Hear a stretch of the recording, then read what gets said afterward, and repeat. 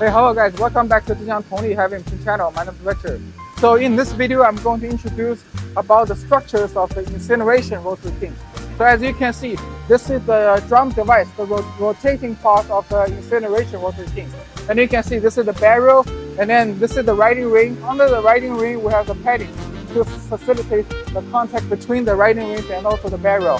And then on the bottom, you can see this is the supporting device of our incineration rotary kilns. It is composed of the supporting roller and then shaft, and then this is the bearing housing. And inside we have a bearing to enable the roller to rotate. And then on the back you can see that is the transmission type of the incineration rotary kilns. You can see the gray one is a Siemens motor, and then the blue one is a Flanders reducer. So the motor drives on the reducer, and the reducer is connected to the shaft of the supporting roller, therefore making it to rotate. Usually it is connected to the pinion, and then pinion connected to the girth gear, and thereby making the whole incineration rotary kiln to rotate. So yeah, thank you guys. I will introduce about other part of our rotary kiln.